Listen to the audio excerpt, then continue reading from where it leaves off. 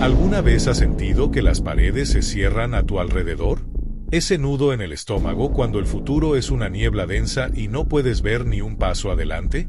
Es esa sensación de estar solo, en medio de una tormenta, con un viento que aúlla promesas de fracaso y un frío que congela hasta la esperanza. Todos hemos estado ahí, en ese valle de sombra, donde nuestras propias fuerzas parecen una broma cruel ante la magnitud de nuestros problemas. Buscamos una solución, una estrategia, un plan humano, pero en el fondo del alma, sabemos que no es suficiente. Es en ese preciso instante de vulnerabilidad total donde nace la pregunta más importante de nuestra existencia. ¿Hay alguien ahí? ¿Hay algo más grande que mi miedo, más fuerte que mi problema? La respuesta ha estado resonando a través de los siglos, escrita no con tinta, sino con vidas transformadas y batallas imposibles ganadas. Es una promesa de un apoyo inquebrantable para aquellos que se atreven a confiar. Si alguna vez has necesitado un escudo invisible en tu vida, si esta promesa de protección resuena en tu espíritu, suscríbete ahora mismo a nuestro canal, porque lo que estás a punto de descubrir cambiará la forma en que enfrentas cada batalla. Para entender la naturaleza de este apoyo divino, debemos viajar en el tiempo, a un campo solitario bajo el sol abrasador de Judea. Imagina a un joven, no un rey, no un soldado, sino un pastor. Su nombre es David. Su mundo diario no es un palacio, sino colinas rocosas y valles silenciosos. Sus compañeros no son consejeros ni generales, son ovejas, criaturas indefensas que dependen de él para todo. Y en esa soledad, en esa responsabilidad constante, el peligro es real. No son peligros abstractos como las preocupaciones que nos roban el sueño hoy. Son peligros con garras y dientes. Leones merodeando entre las sombras del anochecer, osos saliendo de sus cuevas con un hambre voraz. Un muchacho contra una bestia salvaje. Humanamente, las probabilidades son aterradoras. Pero David tenía un secreto. Su confianza no estaba en la vara que llevaba en la mano, ni en la honda que había aprendido a usar con una precisión letal. Su confianza estaba depositada en algo invisible, en una presencia que llenaba la soledad de esos campos. Él mismo lo diría años más tarde, cuando ya era un rey poderoso, recordando esos días de formación. El Señor es mi roca, mi fortaleza y mi libertador, mi Dios es mi peñasco, en quien me refugio. Él es mi escudo y el poder que me salva, mi más alta torre. Piensa en esas palabras. No son poesía barata. Son el testimonio forjado en el fuego de la experiencia.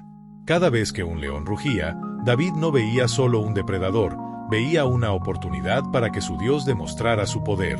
Cada vez que un oso amenazaba a su rebaño, no confiaba en su agilidad, sino en la fuerza que fluía de una fuente inagotable. Estaba aprendiendo una lección fundamental. El apoyo de Dios no es una ausencia de problemas, sino su presencia en medio de ellos. No significa que el león no atacará, significa que cuando lo haga, no estará solo. Otro salmista capturó esta misma verdad de una manera impresionante. En el Salmo 91, leemos: Aquel que habita al abrigo del Altísimo morará bajo la sombra del Omnipotente. Diré yo al Señor, esperanza mía y castillo mío, mi Dios, en quien confiaré. ¿Entiendes la imagen? No es una confianza pasiva, no es un simple espero que todo salga bien. Es una declaración activa. Diré yo al Señor. Es una elección consciente de llamar a Dios tu refugio, tu fortaleza, tu lugar seguro, incluso cuando el mundo exterior es un caos. David, en esos campos, estaba construyendo su castillo, no con piedras y mortero, sino con cada acto de fe, con cada oración susurrada al viento, con cada bestia derrotada no por su poder, sino por el poder de Dios a través de él. Esa confianza, cultivada en la soledad, se estaba convirtiendo en un fundamento inquebrantable. Pero, ¿qué sucede cuando el león no es una bestia de 4 patas, sino un gigante que desafía a toda una nación? La fe forjada en la soledad del campo estaba a punto de ser probada frente a miles de personas, y el resultado dejaría al mundo sin aliento. El escudo que lo protegió de leones y osos estaba a punto de enfrentarse al acero y al orgullo de un campeón que parecía invencible. La verdadera prueba apenas comenzaba. Imaginen la escena. Un valle ancho, conocido como el Valle de Ela. A un lado, en una colina, el ejército de los filisteos, una maquinaria de guerra temible, confiada y arrogante. Al otro lado, En la colina de enfrente, el ejército de Israel, acobardado, paralizado por el miedo. Y en medio del valle, un hombre que era más que un hombre, era un monumento al poderío militar. Su nombre era Goliat. La Biblia se toma el tiempo de describirlo con un detalle aterrador, para que no nos quede duda de la imposibilidad de la situación. Medía casi 3 metros de altura. Su cota de malla de bronce pesaba más de 57 kilogramos. La punta de hierro de su lanza pesaba más de 6 kilogramos. Era una fortaleza andante. Y durante 40 días, cada mañana y cada tarde, este gigante avanzaba y su vozarrón retumbaba en el valle, lanzando un desafío que era una humillación: elijan a un hombre que baje a pelear conmigo. Si él me vence, nosotros seremos sus esclavos. Si yo lo venzo, ustedes serán nuestros esclavos. Hoy desafío a los escuadrones de Israel. El silencio del lado israelita era ensordecedor. El miedo era una plaga que había infectado a cada soldado, desde el recluta más joven hasta el general más experimentado.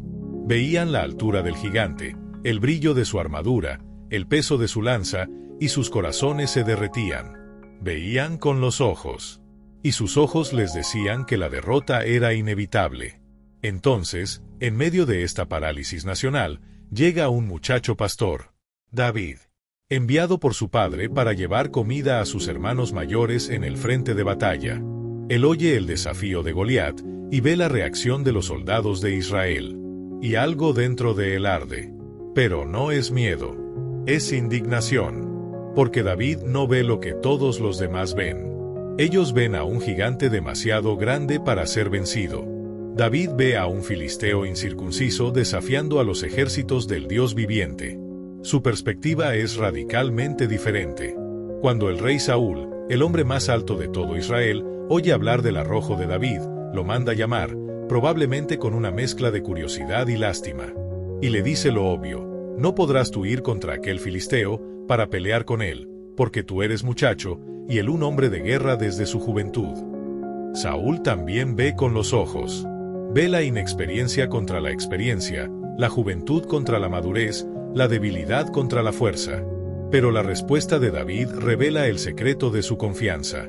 Él no habla de sus propias habilidades. Él presenta un testimonio de la fidelidad pasada de Dios.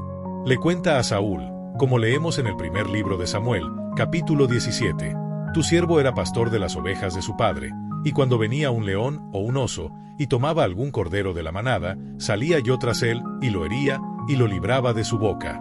El Señor, que me ha librado de las garras del león y de las garras del oso, Él también me librará de la mano de este filisteo. Esto no era arrogancia. Era el currículum de Dios.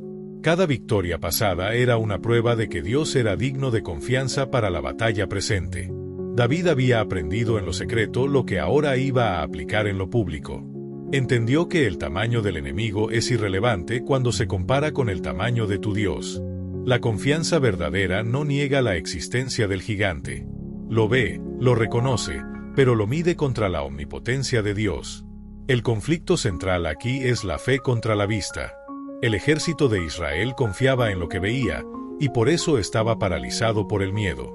David confiaba en aquel a quien no podía ver, y por eso estaba lleno de una valentía que parecía una locura. Pero no nos apresuremos a la batalla. Detengámonos en la tensión de ese momento. 40 días de insultos. 40 días de moral cayendo en picada. ¿Por qué nadie más dio un paso al frente? Porque su confianza estaba en sus espadas, en sus escudos, en su entrenamiento militar. Y sabían que nada de eso era suficiente. La fe de David era el arma secreta que nadie más poseía. La gente se preguntaba cuál sería su estrategia, qué arma elegiría. Pero el secreto no estaba en las 5 piedras lisas que escogería del arroyo. El verdadero poder no residía en el proyectil, sino en la fe que lo lanzaba. El secreto estaba en una promesa milenaria, en un Dios que había declarado ser el escudo de los suyos. Durante 40 días, el miedo tuvo un nombre, Goliat. Pero una fe inquebrantable estaba a punto de darle un nuevo nombre, Victoria. Y el secreto no estaba en la bolsa del pastor, sino en una promesa que estaba a punto de cumplirse de la manera más espectacular posible. Hemos sido testigos de cómo la confianza en Dios puede derribar al gigante más imponente en el campo de batalla exterior. Pero, ¿qué sucede cuando la batalla no es afuera, sino adentro? ¿Qué pasa cuando el gigante no es un guerrero de 3 metros, sino la desesperación, el agotamiento y el sentimiento de abandono total? Para explorar esto, debemos dejar el polvoriento valle de Ela y viajar hacia el norte, para encontrarnos con uno de los profetas más grandes de Israel, Elías. Acabamos de presenciar su momento de mayor triunfo público. En el Monte Carmelo, se enfrentó él solo a 450 profetas del dios falso Baal. Oró, y fuego descendió del cielo, consumiendo un sacrificio empapado en agua, demostrando ante todo el pueblo que el Señor es el único Dios verdadero. Fue una victoria aplastante, una demostración de poder divino innegable. Uno pensaría que después de algo así, Elías se sentiría invencible. Pero la historia da un giro inesperado. La reina Jezabel, una devota adoradora de Baal, se entera de lo que sucedió y, en lugar de arrepentirse, se enfurece. Le envía un mensaje a Elías, un juramento de muerte: así me hagan los dioses, y aún me añadan, si mañana a estas horas yo no he puesto tu persona como la de uno de ellos.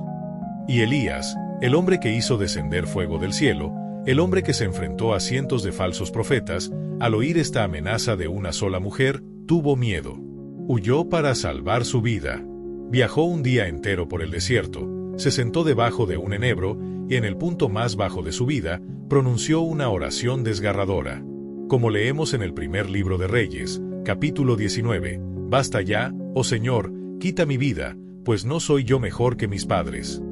Este es el poderoso profeta de Dios, consumido por el agotamiento, la soledad y la desesperanza, pidiendo morir. Esta historia es increíblemente honesta y humana. Nos muestra que incluso las personas de una fe inmensa pueden llegar a su límite. Nos enseña que el apoyo de Dios no nos hace inmunes al desaliento o al agotamiento emocional.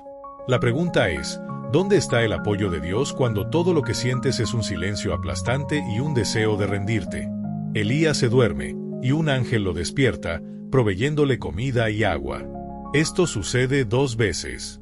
Con la fuerza de esa comida, viaja durante 40 días y 40 noches hasta Horeb, el monte de Dios.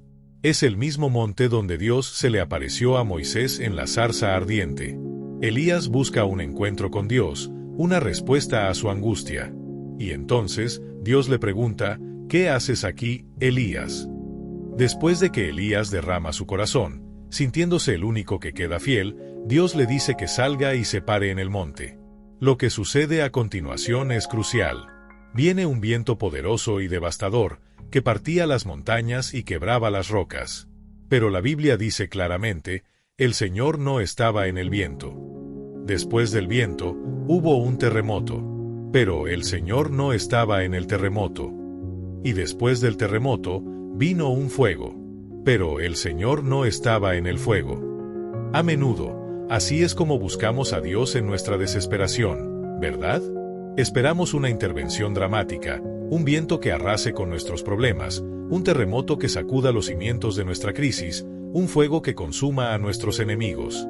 Buscamos el espectáculo. Pero después del fuego, la Escritura describe un silbo apacible y delicado. Un susurro. Una voz suave y quieta.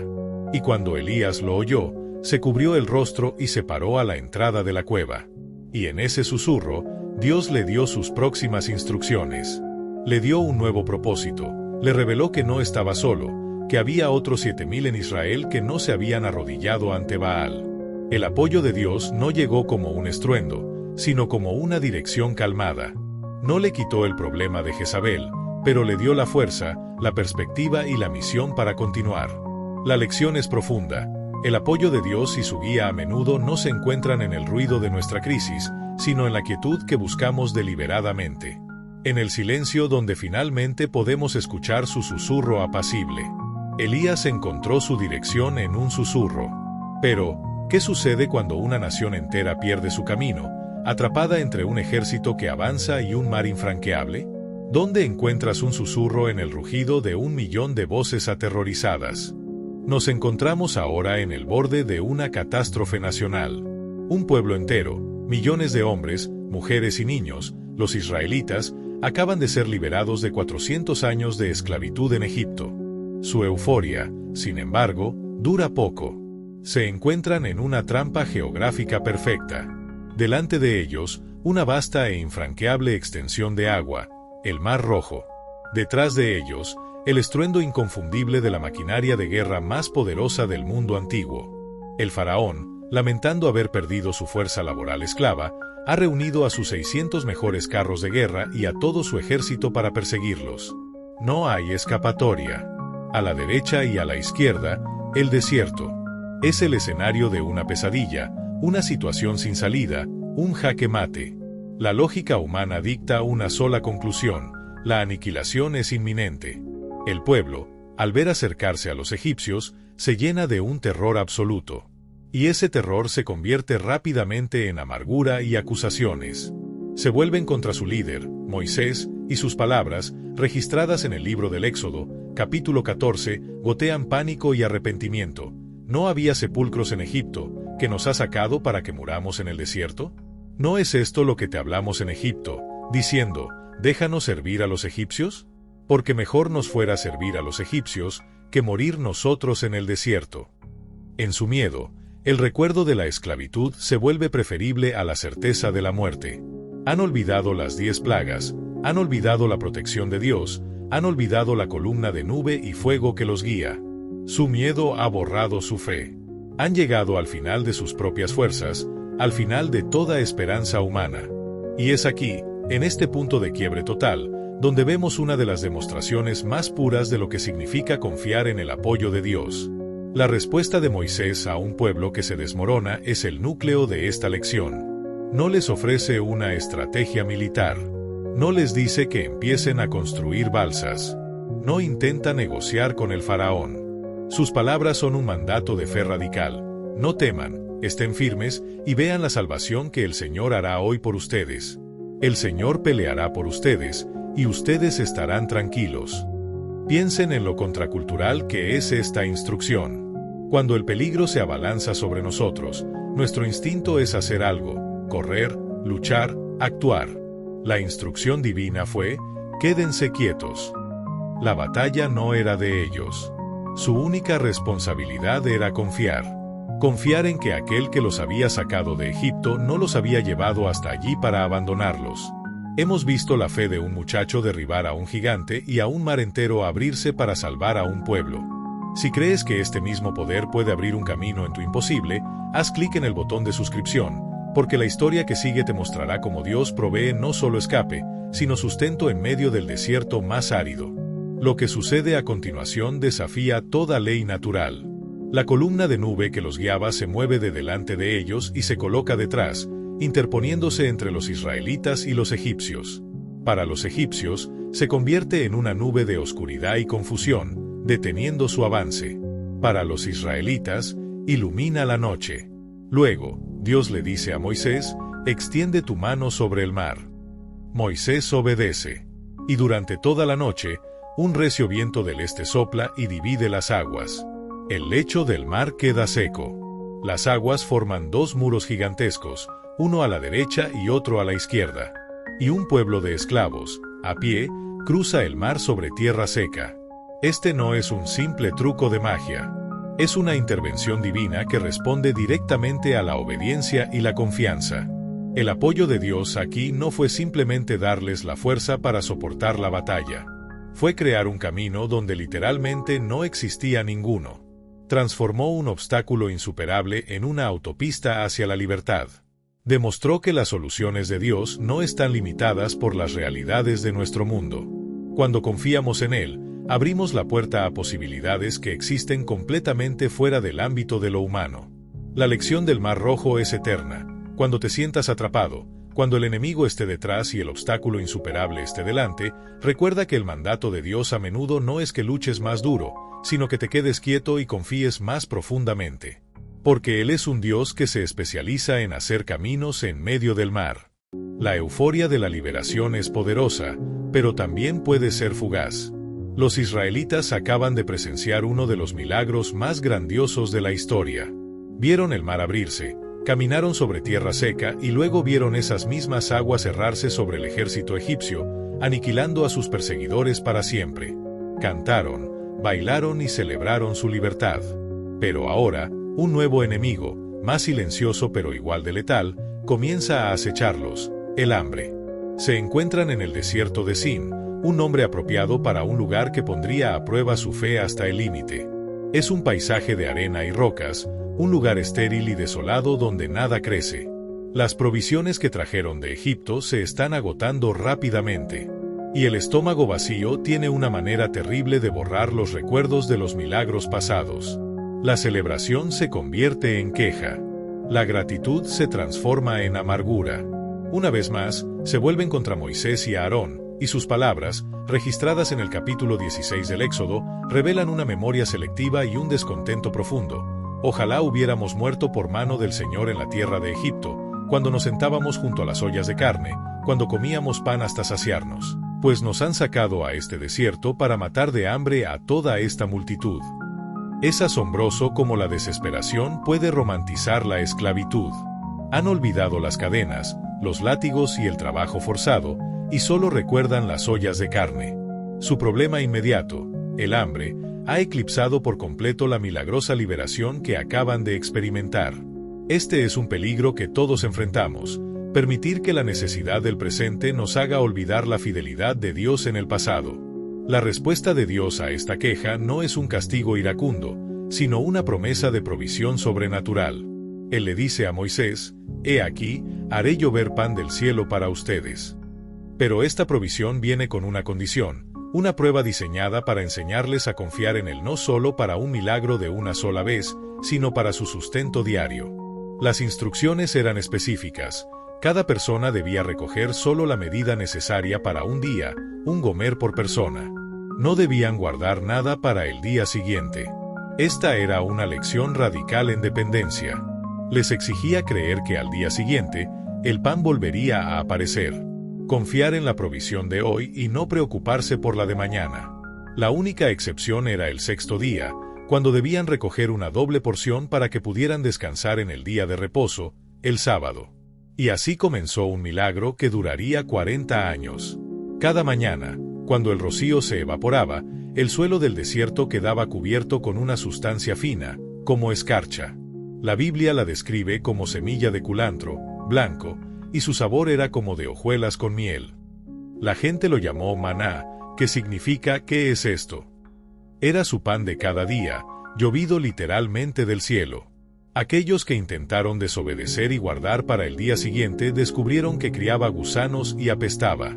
Aprendieron por las malas que la provisión de Dios es fresca cada día, y que tratar de acapararla, de confiar en nuestras propias reservas en lugar de en su fidelidad diaria, conduce a la podredumbre. El apoyo de Dios, en este caso, no fue un rescate dramático de un enemigo externo. Fue un sustento silencioso, constante y fiel, día tras día, durante 4 décadas. Fue una lección continua. El mismo Dios que puede abrir mares también se preocupa por tu hambre de hoy. Esta historia tiene un eco profundo que resuena hasta el Nuevo Testamento. Siglos después, Jesús, hablando a una multitud, declararía: «Yo soy el pan de vida». Sus padres comieron el maná en el desierto, y murieron. Yo soy el pan vivo que descendió del cielo. Si alguno come de este pan, vivirá para siempre. El maná en el desierto era una sombra, una prefiguración de una verdad espiritual mucho más profunda. Dios no solo está interesado en sostener nuestros cuerpos, su deseo final es sostener nuestras almas. Confiar en Él significa buscarlo no solo para nuestras necesidades físicas diarias, sino para nuestro alimento espiritual diario. Provisión diaria en el desierto. Pero, ¿qué sucede cuando la prueba no es la falta de comida, sino un horno ardiente, calentado 7 veces más de lo normal, y la orden de un rey de que te inclines o ardas? La confianza en la provisión de Dios está a punto de enfrentar el fuego. Nos trasladamos ahora al corazón de un imperio poderoso y pagano, Babilonia. El rey Nabucodonosor, en la cima de su poder y arrogancia, construye una estatua de oro colosal, de casi 30 metros de altura. Emite un decreto a todo el imperio: cuando suene la música, todos, sin excepción, deben postrarse y adorar la imagen de oro. El castigo por la desobediencia es absoluto y aterrador: ser arrojado vivo a un horno de fuego ardiente. Para la mayoría de la gente, la elección es simple. La vida es preferible a una muerte horrible. Pero en medio de este imperio, hay 3 jóvenes hebreos, exiliados de su tierra natal, cuyos nombres recordamos hasta hoy: Sadrac, Mesac y Abed-Negó. Su lealtad no pertenece al rey de Babilonia, sino al rey del universo. Y su Dios les ha dado un mandamiento muy claro: no tendrás otros dioses delante de mí. No te harás imagen. No te inclinarás a ellas, ni las honrarás. El momento de la prueba llega. La música suena, y mientras miles de personas se postran rostro en tierra, 3 figuras permanecen de pie, como 3 pilares de convicción en un mar de compromiso. Su desafío es notado y reportado inmediatamente al rey. Nabucodonosor, furioso, los confronta. Les da una última oportunidad, quizás pensando que no entendieron la gravedad de la situación. Si no la adoran, les advierte, en la misma hora serán echados en medio de un horno de fuego ardiendo, y ¿qué Dios será aquel que los libre de mis manos? La pregunta del rey es un desafío directo al poder del Dios de los hebreos. Y la respuesta de estos 3 jóvenes, registrada en el capítulo 3 del libro de Daniel, es una de las declaraciones de fe más extraordinarias y puras de toda la Biblia. Ellos responden con una calma y una certeza asombrosas: He aquí nuestro Dios a quien servimos puede librarnos del horno de fuego ardiendo, y de tu mano, oh rey, nos librará. Hasta aquí, su fe es impresionante. Creen en el poder de Dios para rescatarlos. Pero lo que dicen a continuación es lo que eleva su confianza a un nivel completamente nuevo. Continúan: y si no, sepas, oh rey, que no serviremos a tus dioses, ni tampoco adoraremos la estatua que has levantado. Analicemos esto. Su obediencia a Dios no estaba condicionada a su liberación. Su fe no era una transacción. Dios, si me salvas, te serviré. Era una devoción incondicional. Confiaban en el poder de Dios para salvarlos, sí, pero más profundamente, confiaban en la bondad y soberanía de Dios incluso si Él decidía no hacerlo. Estaban diciendo que preferían morir en el fuego siendo fieles a su Dios, que vivir en libertad siendo infieles. Esa es la confianza en su máxima expresión. La furia del rey no conoce límites. Ordena que el horno se caliente 7 veces más de lo normal, tan caliente que las llamas matan a los soldados que arrojan a los 3 jóvenes adentro. Sadrac, Mesac y Abed-Negó caen atados en el corazón del infierno. Para cualquier observador, la historia termina aquí. Una muerte instantánea y espantosa. Pero entonces, Nabucodonosor se asoma para contemplar su juicio, y su rostro se transforma del enojo al desconcierto, y del desconcierto al pavor. Grita a sus consejeros: ¿no echamos a 3 varones atados dentro del fuego? Ellos confirman que sí. El rey exclama: He aquí yo veo 4 varones sueltos, que se pasean en medio del fuego sin sufrir ningún daño, y el aspecto del cuarto es semejante a hijo de los dioses. Esta es la revelación central de esta historia. Dios no los mantuvo fuera del fuego. No envió una lluvia repentina para apagar las llamas. Él se unió a ellos en medio del fuego. El apoyo divino no siempre es la eliminación de la prueba, a menudo es la promesa de su presencia en medio de la prueba. A veces, Él calma la tormenta que nos rodea. Otras veces, nos calma a nosotros en medio de la tormenta. Su presencia es el verdadero rescate. Cuando los jóvenes salen del horno, no tienen ni una quemadura, ni un cabello chamuscado, ni siquiera el olor a humo en su ropa. El fuego no tuvo poder sobre sus cuerpos porque el que tiene poder sobre el fuego caminaba con ellos. Un Dios que camina contigo en el fuego. ¿Podría haber una demostración de apoyo más grande? Sí. ¿Qué pasa cuando la prueba no es un horno, sino la boca de leones hambrientos, y la ley de todo un imperio exige tu muerte? Nuestra travesía por las páginas de la fe nos lleva a permanecer en el mismo imperio, pero varias décadas después, bajo el reinado de un nuevo monarca, Darío. Y nos encontramos con un hombre cuya integridad y comunión con Dios eran tan conocidas como su sabiduría administrativa, Daniel. Daniel era tan excepcional en su trabajo, tan bendecido por Dios, que el rey planeaba ponerlo a cargo de todo el reino. Esta excelencia provocó una envidia venenosa entre los otros administradores y sátrapas. Buscaron desesperadamente alguna falta, algún error, algún escándalo en la vida de Daniel para poder acusarlo ante el rey. Pero, Como dice la Escritura en el capítulo 6 del libro de Daniel, no podían hallar ocasión alguna o falta, porque él era fiel, y ningún vicio ni falta fue hallado en él. Su integridad era intachable. Así que sus enemigos se dieron cuenta de que la única forma de atrapar a Daniel era usar su propia devoción a Dios en su contra. Diseñaron un complot diabólico. Se acercaron al rey Darío y adulándolo, le propusieron que firmara un edicto, una ley irrevocable según la ley de Media y Persia. La ley establecía que durante los siguientes 30 días, cualquiera que orara o hiciera una petición a cualquier dios u hombre que no fuera el rey Darío, sería arrojado al foso de los leones. El rey, cegado por su orgullo, firmó el decreto sin darse cuenta de que era una trampa para su siervo más leal. Ahora, pónganse en el lugar de Daniel. Él se entera de la nueva ley. Sabe que la firma del rey la hace inalterable. Conoce el castigo. La muerte por leones hambrientos. La solución fácil sería simple. Solo por 30 días, podría orar en secreto. Podría cerrar sus ventanas. Podría orar en su corazón. Nadie lo sabría. Podría salvar su vida sin, aparentemente, comprometer su fe interna. Pero para Daniel, la confianza en Dios no era un asunto privado y oculto. Era el ritmo de su vida, una práctica visible y constante. ¿Y qué hizo? La Biblia nos dice algo extraordinario. Cuando Daniel supo que el edicto había sido firmado, entró en su casa, y abiertas las ventanas de su cámara que daban hacia Jerusalén, se arrodillaba 3 veces al día, y oraba y daba gracias delante de su Dios, como lo solía hacer antes. No cambió nada. No se escondió. No redujo la frecuencia de sus oraciones. De hecho, el texto especifica que no solo oró, sino que también daba gracias. En medio de una sentencia de muerte, su corazón estaba lleno de gratitud. No estaba desafiando al rey, estaba obedeciendo a su Dios. Su confianza no estaba en su propia capacidad para sobrevivir, sino en la soberanía y la bondad de Dios, sin importar el resultado. Por supuesto, sus enemigos lo estaban espiando. Lo arrestaron y lo llevaron ante el rey. El rey Darío se angustió profundamente, porque amaba a Daniel y se dio cuenta de que había sido engañado. Pero la ley era irrevocable.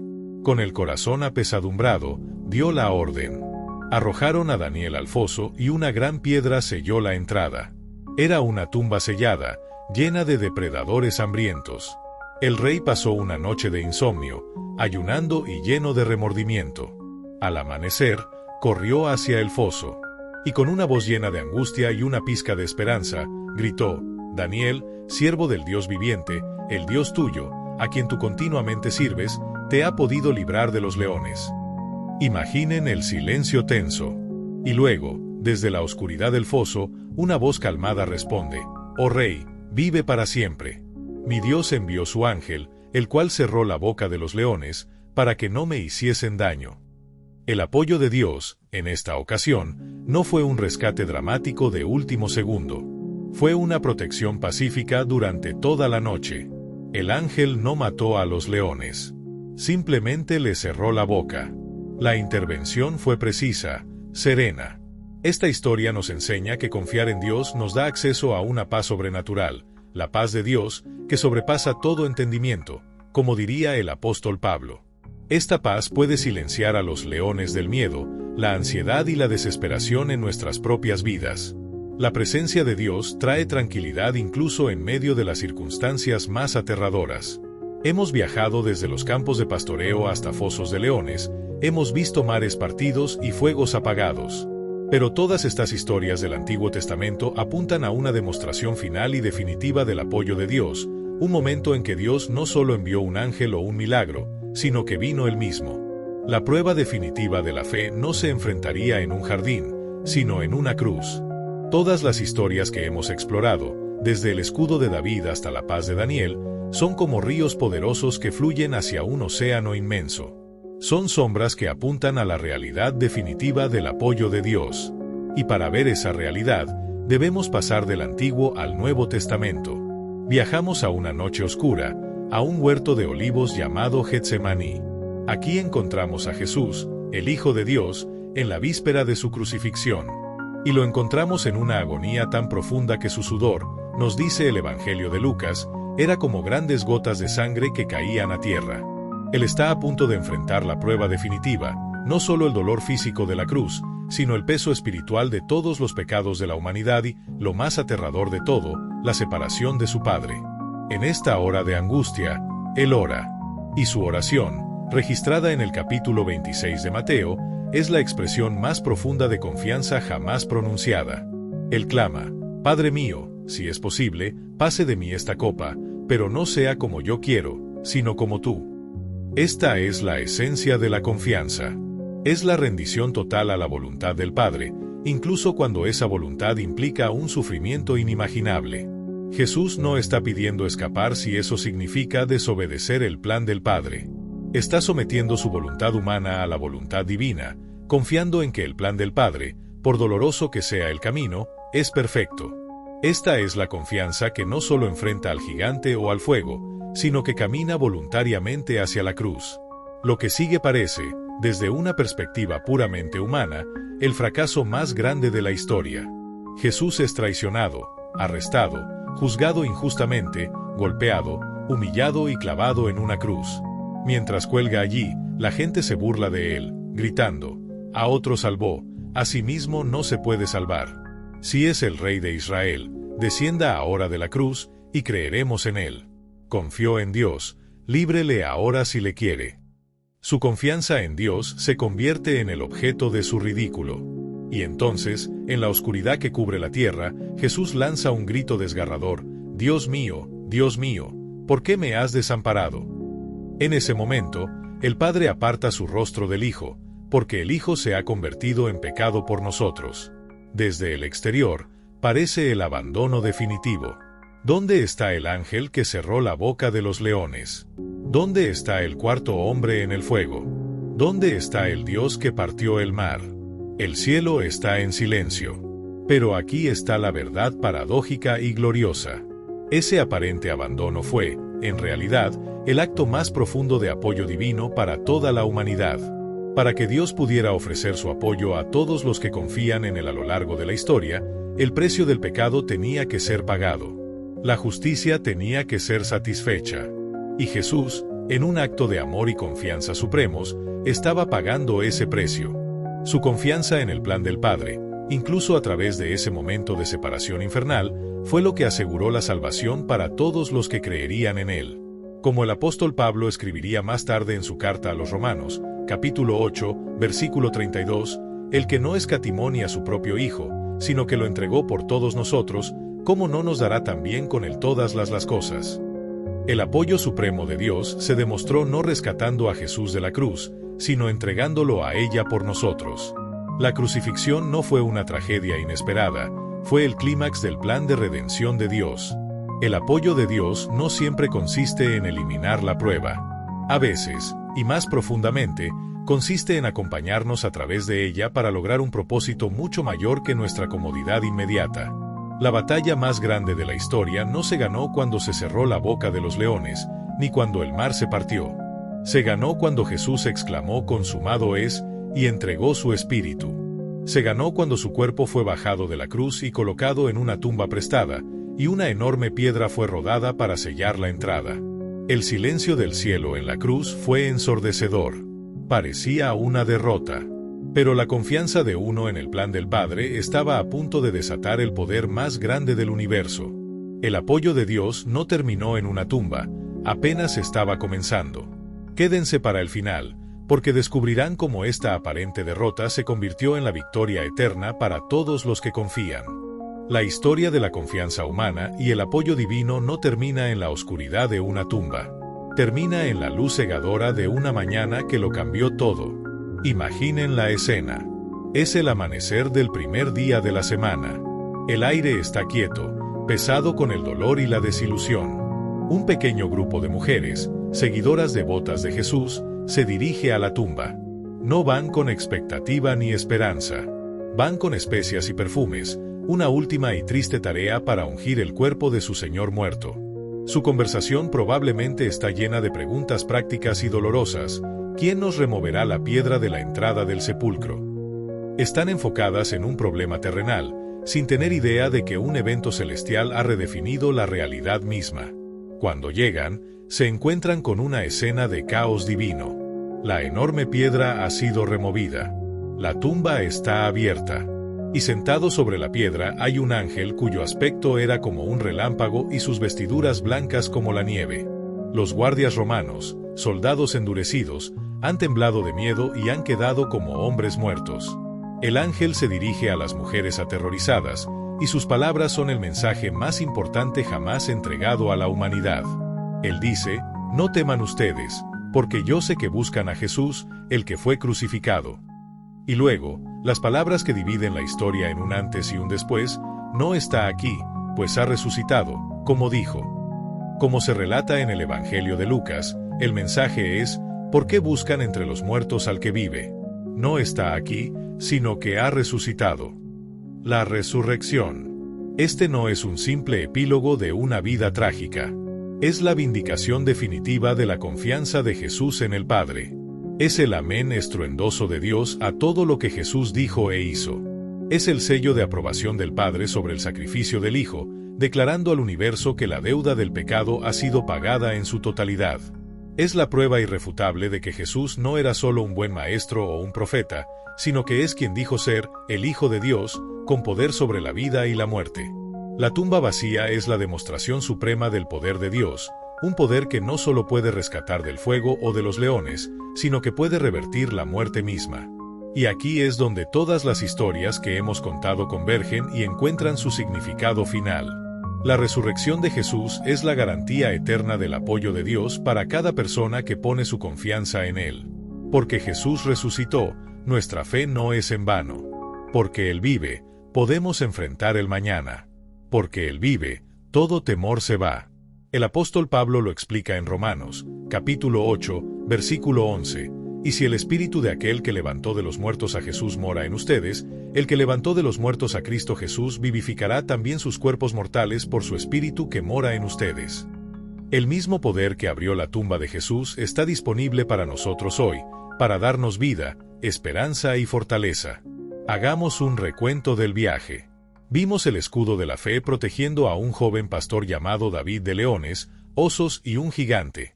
Escuchamos el susurro apacible que guió a un profeta agotado llamado Elías fuera de su desesperación. Caminamos por un sendero seco en medio del mar, presenciando la liberación de una nación atrapada. Comimos pan del cielo, el maná que sostuvo a un pueblo en el desierto. Estuvimos en medio de un horno ardiente, ilesos, con Sadrac, Mesac y Abed-Negó, porque un cuarto hombre estaba con ellos. Sentimos la paz sobrenatural en un foso de leones con Daniel, cuyas bocas fueron cerradas por un ángel. Y nos arrodillamos en Getsemaní con Jesús, el acto supremo de confianza que condujo a la cruz. Cada una de estas historias es un testimonio del apoyo fiel de Dios. Pero todas ellas son validadas y selladas por la tumba vacía. La resurrección es la prueba de que el Dios en quien todas estas personas confiaron es el único Dios verdadero y viviente, cuyo poder es supremo sobre todo enemigo, incluido el último enemigo, la muerte.